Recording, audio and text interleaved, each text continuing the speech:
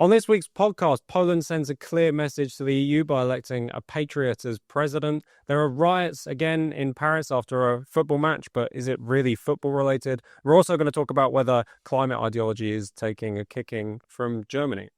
So, hello and welcome back to the MCC Brussels podcast. Delighted this week to be joined by two of my colleagues, regular guests, Agnieszka, Kolek, welcome.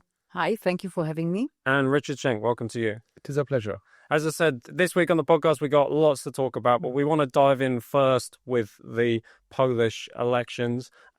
The weekend saw a really important election result. Those people who have been following our channel will know that we believe this election was a really pivotal one for Poland, a very, very important election. And it went the way of Karol Nawrocki, the candidate supported by the Law and Justice Party, PiS, in Poland, and very much a conservative, patriotic candidate, and definitely didn't go the direction of the candidate backed by Donald Tusk, which would have been, as we noted on an interview on the MCC Brussels YouTube channel, would have allowed the Polish liberal elites to, as they call it, close the system and consolidate almost absolute power in Poland. But Agnieszka, why did it swing in Karol Nawrocki's direction, and what does the election mean? I think, first of all, there was a huge mobilization on the right side of the political spectrum in Poland. A lot of candidates either openly gave their support for Nawrocki and asked their voters from the first round to vote for him. And I think that will also will be important in how Nawrocki then is ruling as a president, because he has to, in a sense, address that and has to be looking also towards this electorate. It's not so clear that it was just Law and Justice Party's supporters that voted for him. So this is the first point. I think the other point, I think the liberal elite overdid the smear campaign, because there was, within the 2 weeks of the last round of the presidential campaign, there was no day with new revelation coming out, and there was barely any time to do the verification of these claims, because quite often there were no sources given, and then when someone was just trying to follow through, they were kind of hitting the wall. But what was important, that there were headlines, and that each day the new headline was more outrageous, and it was a bit as if they were looking for what will stick with the voters in their mind, which of the smears would stay with him. And now I think everyone is looking at how he's going to start his term in the office. He's going to be sworn in the office on the 6th of August. Everyone is watching him because there is a bit of an expectation that he needs to be more independent. So he was standing as an independent candidate. So he was never a politician. He was never a member of Law and Justice Party. But obviously they were behind him, supporting him and working on the campaign. So now everyone would be watching whether he's going to be, as they say, on the leash of Law and Justice Party, or actually he's going to carve out an independent political figure with a possibility of then standing for the second round of presidential presidency. Mm-hmm. Yeah, then lots to dig into in this election, but one thing that particularly caught our eye, and our director, Frank Freddy, posted a video on this, and I'm interested in your thoughts, Richard. Again, mirroring a trend that we've seen in a few recent European elections, the conservative, populist, patriotic candidate managed to capture the votes, it seems, of more young people than the alternative. So what did you make of this, Richard? Well, if you look into the Polish political landscape, Law and Justice Party usually draw from elderly voters. This was the traditional case. But now there were new political forces on the right, like Confederacja or even Brown's forces, who appealed more to younger voters. And as Agnieszka mentioned previously, these forces managed to successfully unite. So the Law and Justice as a more mature political force, and these new candidates and their supporters managed to unite behind Nawrocki, which was a big achievement. And in a 2-round electoral system, you need new supporters, and you need a united stance in the second round. And as the Polish political system is set up, it's basically not, the president is not as powerful as in France, but nevertheless he has significant powers. For example, he can veto legislation which cannot be overridden in the current political landscape. So there will be a constant bargaining there and back with Tusk's government. And even if Tusk manages to get secure his re-election in 2027, then Nawrocki will be still there. So this is significant because he has a 5-year term, and how the electoral dates are set up. This will mean that even if Tusk manages to get a re-election, he will still have to do with Nawrocki. So for the next 5 years, Law and Justice Party is a political force in Poland. Yeah, and I guess one other thing I wanted to mention about the election, and maybe one of the things that might have pushed it, because it was a very, very close election, right? Even in the end, Poland's a very populous country, so it was a significant number of votes that Nawrocki won by. But in potential terms, it was quite close. And we were talking about this in the run-up to the election, that it wasn't just the smear campaigns, it was also the open condescension, hatred, real sense of superiority that the campaign against Nawrocki really demonstrated. He is like fairly ordinary working class kind of guy, rough neighborhood, former boxer involved in football hooliganism, whatever, right? But he was like you could say, a slightly more ordinary figure. And you could tell among the Polish elites, liberal elites in Warsaw, that was one of the things I hated. And they thought that all the voters must just be thick and stupid for supporting him. Actually, I can see the smear campaign somehow working even on you, because he's a historian, distinguished historian, and a director of the National Institute of Remembrance. But yes, his origins are humble. Yeah. The background is humble. In a sense, some commentators say that Law and Justice Party didn't use enough the story. This is a success story of Poland because it was a difficult time during the transformation after the fall of communism and going into the times now when we read about Polish economical success in The Economist, and everyone is sharing on LinkedIn and being so proud of themselves. But this all goes through all of these sacrifices and hard work of all average Polish person back home, and the ones that had to go abroad to send money back home, because it all depended on the family. So definitely that was playing a part as well, because first of all, a lot of people, when this smear campaign started, people recognized that during this transformation, a lot of people had to do different jobs, managing to pay for their education, studies in another city or bigger city than where they were coming from. And so they would see it as a success story, that despite of the background, they managed to do it. And the second part, when you said that people are being called names and there is this kind of disgust at the unwashed masses, it's not only during the campaign, but now after the election results were published, there is so much hate online, so many derogatory terms. And actually, it's quite interesting because it's a lot of middle-aged women, especially, being very vicious. There was like a huge attack full of hate on how the president's daughter looked like during the election night when the results were being announced, because she was just a 7-year-old girl just playing on stage, pulling faces, a bit like the royal family in Britain when everyone notices what the little one is doing. So they haven't thought about it. They didn't make any reflection about it. They just continue to dig the hole they are sitting in.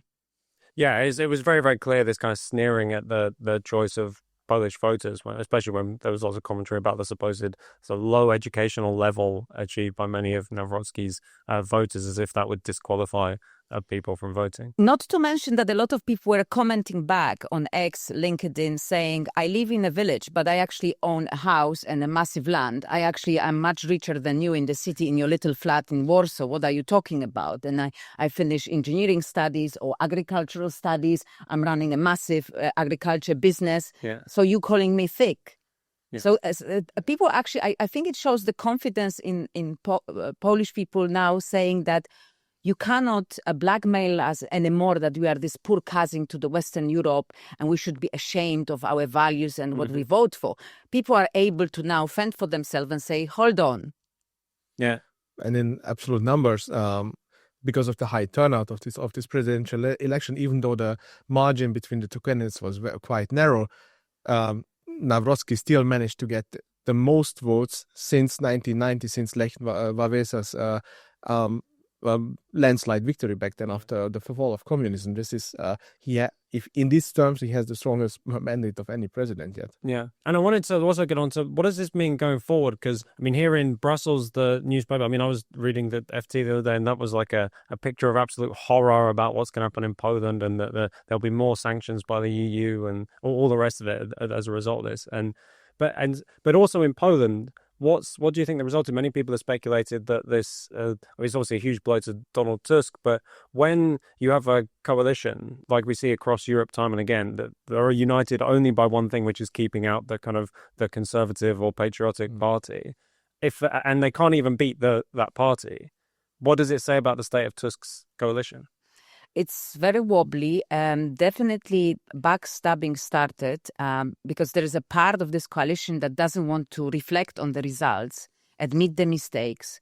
They digging their heels in and they want to continue even harder, stronger, where it seems that there is a lot of talk of prosecuting Law and Justice Party, doing this kind of vendetta style, but not much about the economy, about developing Poland. What is the ambition for Poland moving forward? And they keep talking about the president that is now just finishing his term, that he was blocking them and vetoing the proposals, which is not true because he only vetoed 6 and he approved 170 of the proposals. So everyone also kind of points out that they were not working very hard unless their proposals are going to be so radical that even people in the middle of the political ground, they would be shocked that this is what they want to push through. So maybe that was the case, but definitely they need a lot of soul searching. Already some voices started to come from one of the parties that is originally related more to the countryside, but the leader of it is not from the countryside, where there are some voices that there have to be some soul searching and maybe changes within the government. So I think we need to watch that space. Yeah. And Richard, what about the reaction here in Brussels? Obviously, one of the things, and we reported on this at the time, was that when Tusk came into power, almost before he'd even sat down in office, the EU were withdrawing the blockade of funds against Poland, or before he'd had a chance to change anything. And that was kind of an assumption on the EU's part that A, will reward Tusk for getting into office by giving them some more money to spend, but B, that there'll be this wide-sweeping legislative program that they'll overturn the judiciary and all the rest of it. And now there's voices in Brussels on there saying that, well, maybe the EU is going to get tougher again on measures against Poland. Well, they cannot use the same legal measures as they used previously because Donald Tusk is still prime minister. He still has a majority in the parliament elected 2 years ago, and he was but the political significance of this is huge. I mean, Donald Tusk's government was the flagship product of the European People's Party.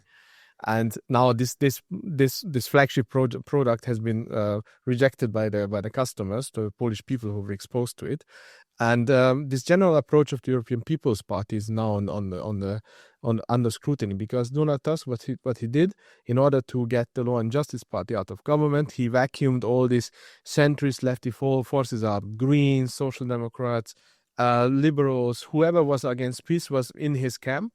And he managed to unite a majority, actually, in the 2023 parliamentary elections against peace. But there is no real political common ground between these forces. And this is exactly the same what happened here in Brussels. Like now that Ursula von der Leyen has been elected by the People's Party, the Social Democrats, the Liberals, the Greens, as Commission President almost a year ago, then immediately after that, we saw that the political common ground is pretty shaky. And also other governments like Merz's government in Germany are set up in a similar fashion. And this political strategy suffered a defeat and will be under pressure because the fundamental pressures, the tectonic rifts are still there in these conditions and they will remain. Yeah, and very briefly, Agnieszka, one thing that also seems to have demonstrated is that one element of Tusk's kind of attempt to appeal across the spectrum was to start sounding like he was talking very tough on migration, and we see this time and time again when they're kind of centrist candidates under pressure, they turn up the rhetoric on migration. Does this mean that maybe the Polish voices are kind of seen through this as just a rhetorical ploy, or is there more to it? I think definitely people don't trust him because also they've seen a lot of lies, and we have to also note the role of the internet and how people are sharing archive images, videos.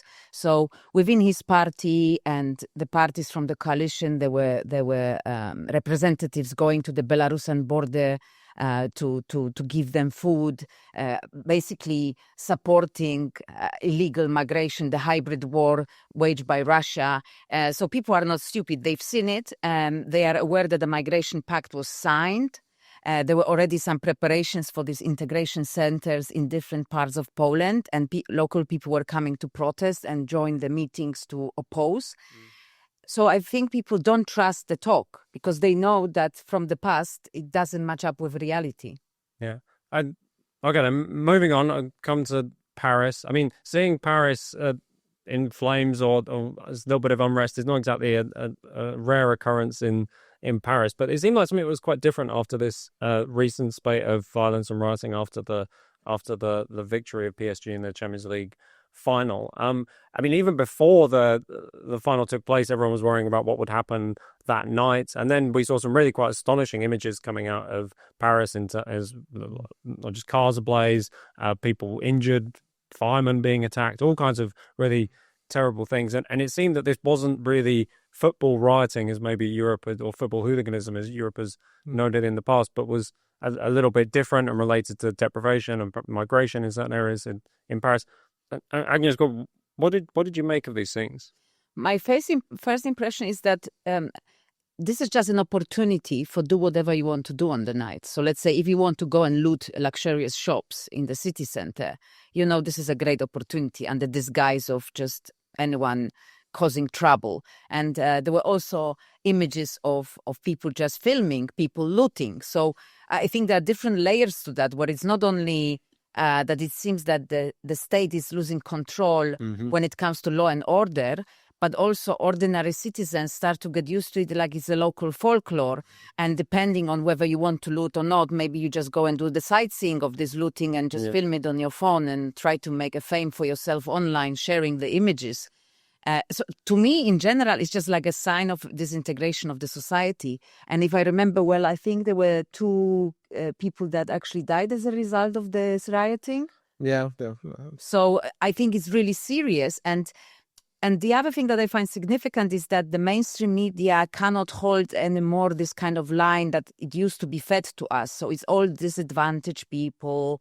And there is some reason for that they are poor. And that's why they react like this, because it becomes a regular thing. Any reason is a good reason to start. And it seems to escalate with each time. And it also becomes a problem for them, for the image of Paris, because, everyone was talking about Emily in Paris and how the tourism has grown. And even the wife of Macron appeared in one of the episodes. So it was a great advertisement for American tourists and others from Asia. Well, then you see this and you think, do I really want to go and risk my life? Yeah. Richard, what did you make of these scenes? And like Agnieszka, what does it tell us about Paris or Europe more broadly? Well, the first big football tournament that I followed was as a kid was the 1998 championship in France, and there were some pictures posted about this on social media some days ago after Saint-Germain won the Champions League. And it's striking that in 1998 there were no riots, even though France won the tournament. It was the biggest success for French football ever, and they still were no riots.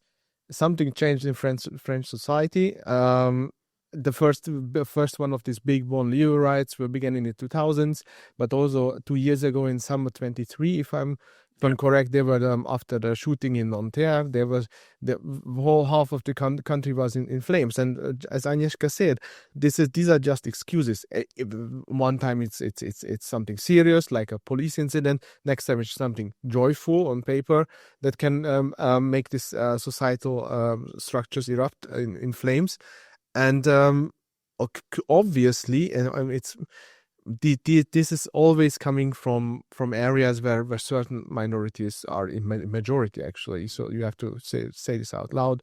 Mostly of North African origin, and this is this is a serious issue. Obviously, these people are not part of the French society as we know it, and they but they still haven't developed a political movement. So if we also have to say this is only just it's overboiling sometimes. This the societal pressure, but we don't know how it is going. And I think there is also an element of culture, not just kind of a need for some kind of political form to express your needs or wants. I think it's also a matter of difference. How do you celebrate things? And when you said about these early photographs from these previous championships and the win, there is a certain win to celebrate. You go out, you sing, you dance, you carry each other around in the crowd. Where here it's almost like it brings the memories of, whether there is a wedding or the funeral, you can run around with Kalashnikov and shoot. And I've been to Hamburg for the New Year's Eve in 2019. And knowing what happened in Germany, across German cities in 2015 for the New Year's Eve, I was dressed up that I can run, I can kick, I'm wearing trousers, I should be fine. And as I was walking through the city, I felt I'm in a war zone because the fireworks were not used as fireworks to just look at them and enjoy them. They were used like grenades. They were thrown under your feet across the street by groups of young men. It was actually terrifying. So I think there is a difference in culture. How do you celebrate things? Yeah, and also so stunning is the political left's reaction to this, because usually the political left is very, when it comes down to football matches, they are the first one to say that if there were police, if police needed to come because of the hooligans, or if the hooligans did some damage, then the football club should be made liable for this. Yeah. This is a very lefty thing, because they, for whatever reason, they don't like football clubs, mostly because the people who watch football matches are mostly working class people. This is something quite alien to this pseudo intellectuals from the cities. So they think that they should be liable for this, but not now. Not now. I haven't heard it one time that all this the Paris Saint-Germain and should be liable for this kind of riots, because this is obviously politically incorrect to speak about these things as we did now. So this was already heresy in their eyes, but as we spoke about the different cultures and backgrounds. Yeah, I wanted to also very briefly reflect on, what this says more broadly about the kind of state of social order. There's lots of commentary at the moment online, lots of essays being written in reaction to the idea that Western societies in different ways are all teetering on the brink of some kind of major civil unrest. Lots of people are using the term civil war. There have been various essays written on this theme. I think regardless of what you think about that, whether the kind of structural conflicts in Western societies are so great that they might spill over into something more violent, but it does show that in many, the very tenuous grip that the security forces and the police have on social order in various Western countries. I think it just requires a much, and it's all related to economy. So basically everything is managed because there is a kind of a equilibrium, a kind of a more or less balance, so we can get by, because it's all about the numbers and the way the cities are populated, and especially these kind of things would start happening in the cities, because this is already what we are seeing. This is not rioting in the villages or towns. This is in major big cities, and there are certain neighborhoods where they move into the different part of the city where there are the luxurious shops and opportunities for them to cause havoc. So unfortunately, I would agree with this, and I think it's just a matter of that there could be slight differences in how it could play out based on the political situation in a country and topography of the cities. Well, I certainly have a lot of respect for law enforcement officers who are working in these hotspots, because you can be overwhelmed within seconds if there are hundreds of people who are coming at you. Then you have to fight your way out, basically. But this also shows that just more police officers or more kindergarten teachers or more welfare payments are not going to solve this issue. This typical narrative is always, there was not enough care given to these people, so this is why there are societal tensions, or were not enough police officers to prevent all these riots. This is not true. I mean, a society where you need to, I don't want to live in a police state where we need hundreds of thousands of policemen all the time who are just everywhere, who are just with riot gear, just because riots could erupt. This is a very fundamental problem that cannot be solved just by more state spending of any sort. So we moved from the high trust society into this kind of a society on the brink of eruption of disorder and potentially something much more serious. And the other thing that I think is worth to note in relation to the policemen and services, like also the firemen were being attacked. Yeah. And it's been going on for years in France that the fire services, the ambulances, the police are afraid to go to certain neighborhoods. These people, they have to follow the law. They have to follow the procedure. Yeah. So if you are overrun by the group of people, you cannot just draw a gun and just shoot your way out. When this group attacks you, everything goes. Yeah. So this is a really difficult environment for them to work in. And it's not just France. We shouldn't just point at France. It's also other big Western European cities. So finally this week, wanted to note a slightly unusual intervention into German politics from EU climate commissioner, which in fact kind of ended up influencing the media report, the actual kind of final coalition agreement for Germany's government. Richard, but what happened? Why is this an important intervention? The European Union has a climate target to 2045 or 2050. We want to basically be completely greenhouse gas free or neutral.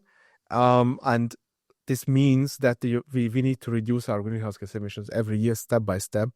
And this strategy has come to an end. The European Union has announced that these greenhouse gas targets that they have set up will be now lowered from 100% to 90%. Yeah, and this was this week's announcement.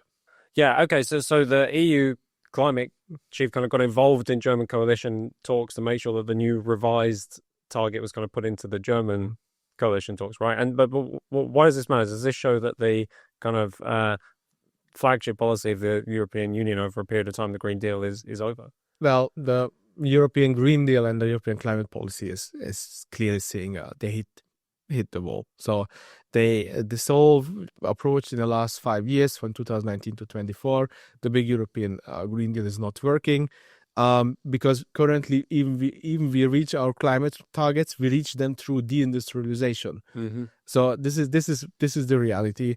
We emit less greenhouse gases because our industry is going abroad and our economy is stagnating.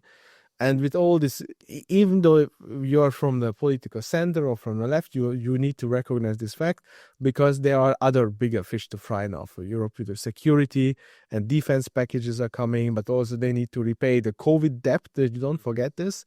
In 2030, one-fifth of the EU budget will be COVID debt repayment, because this will kick now in the next years. So they need to phase out this Green Deal, and obviously they are backtracking.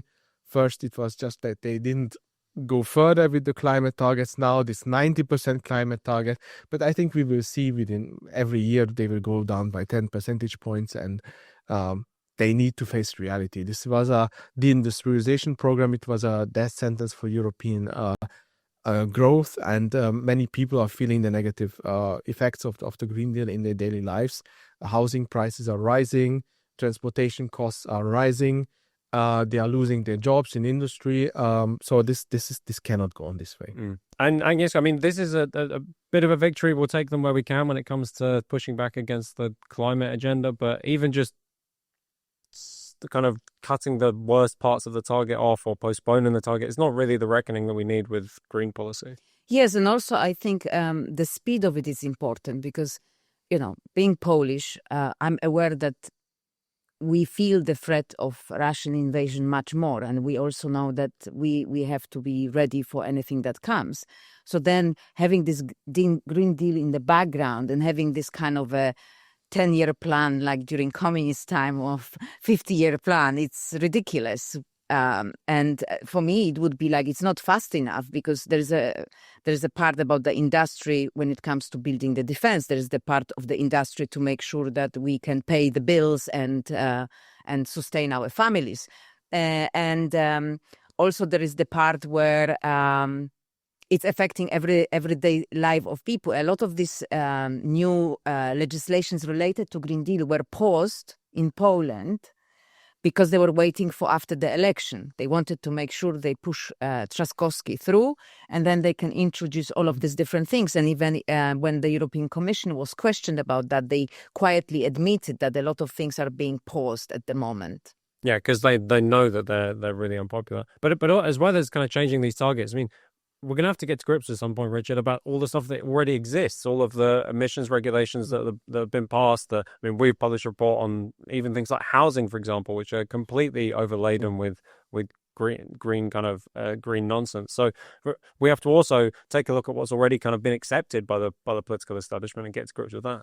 Here we need to distinguish two fields. One is by the member states, because often this climate policy works like that. There are common targets at the European level, and then the member states have to come up with plans to implement this.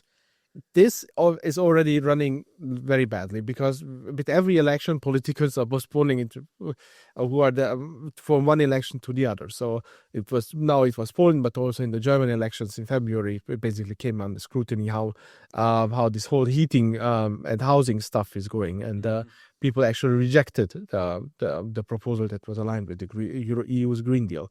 So this is already running, is basically not implemented at the speed it should be, and most likely it will not continue. On the other side, the EU itself has some competencies, and the EU legislation was very active over the last 6 years, and still many of these Green Deal corner pieces are not didn't come fully into force. So we don't even fully feel the weight of this EU's Green Deal currently in its entirety now. And also how the EU works, basically it will never revise any legislation. We know that there's basically no way to reject EU legislation. Yeah. This is quite no politically realistic way.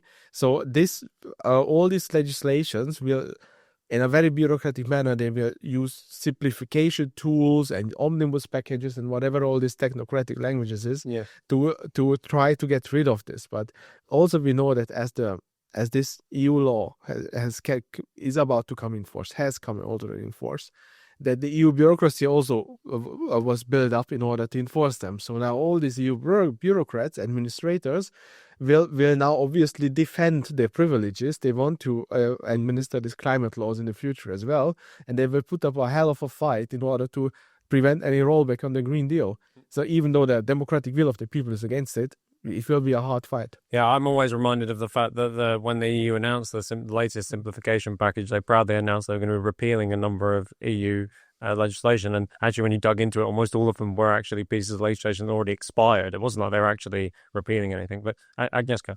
No, just this reminded me that actually it's a little bit like a war between the voters, the people back in their countries, and the rule of bureaucrats, because it's not even that all of them believe in what they are trying to implement. They want to keep their jobs and the retirement packages coming in the future. And that's what's really terrifying. Yeah, absolutely. We've said many times, both in our events, our published work, and on the podcast, that getting to grips with the kind of bureaucratic state is one of the key tasks for populist governments, right, and patriotic governments right across Europe. But that's it for us for this week's episode of the MCC Brussels podcast. Make sure you tune in next week. We'll be back at the same time. Make sure if you enjoyed this episode, please do like and subscribe to the MCC Brussels podcast wherever you get it. If you're watching us on YouTube, please do leave us a comment. Check out some of our other videos. But for now, thanks so much, Richard, for joining us. It was a pleasure. Agnieszka, thanks so much. Thank you very much. And to our viewers, we'll see you next time.